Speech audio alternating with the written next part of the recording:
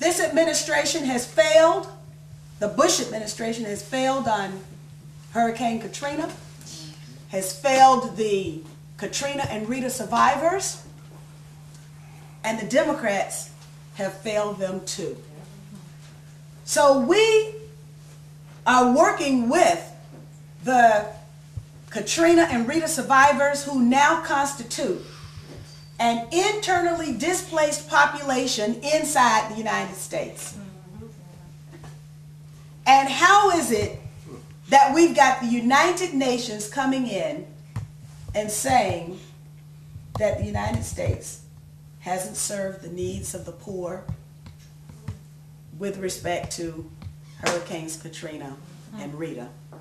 That we have to do better. We know that we have to do better. But we have to have the sense of spirit and self-confidence to believe that we can do better. I'm happy to have joined with people who swallowed the red pill. It's time that more of us get out of the blue pill matrix and step into reality with what the red pill has to offer us. Unfortunately, it's easy to live inside a matrix where all of your answers are provided for you.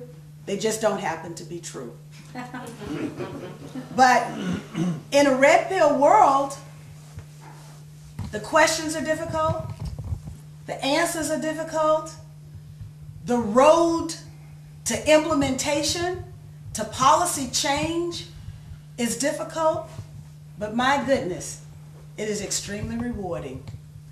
Otherwise, we'd have to ask ourselves, why did Dr. Martin Luther King Jr. stay on the path that he was on? For the last 5 years of his life, I went back and I read the transcript of the December 1999 trial.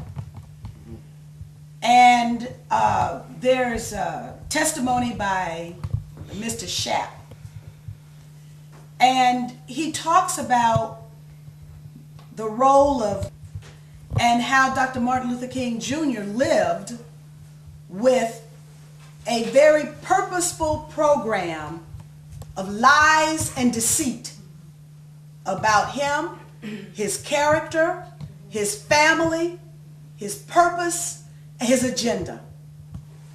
And the most highly respected news organs of the day, the New York Times, the Christian Science Monitor, the St. Louis Times-Dispatch, the New Orleans Times-Picayune, Dr. King's home newspaper, the Atlanta Constitution, which used to be my home newspaper, all readily and willingly printed lies about Dr. King because the government wanted them to do so.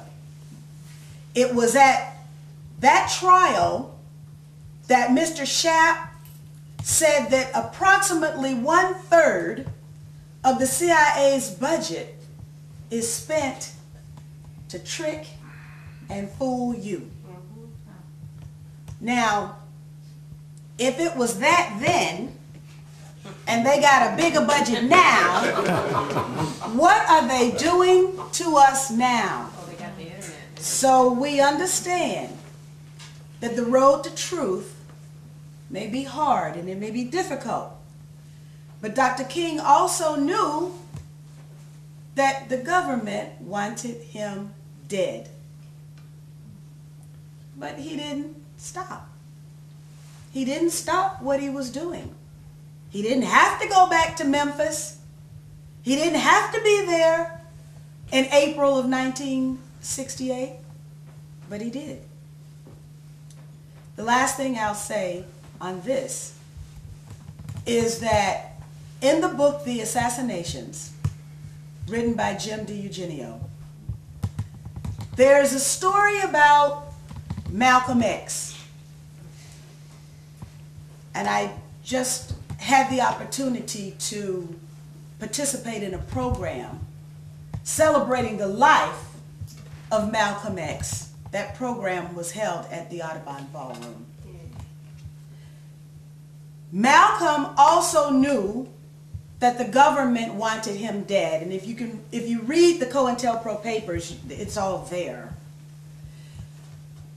On the morning of his murder, he receives a phone call saying, "Today is the day." Now, Malcolm could have told his wife to pack the bags, get the children ready, we're leaving town. But Malcolm didn't do that. Malcolm went to the Audubon Ballroom. And when he went to the ballroom, he went to his death. Now, Malcolm didn't stop. Martin didn't stop. Why on earth, when our country is at stake, would we stop? We have a lot of sheroes and heroes who inform us of what real courage is. And we aren't really asked to be courageous. We're only asked to cast a vote for truth and honesty and peace. I'm so happy to be with the Peace Slate and with you here in Oregon, because I'm sure that we will get those votes.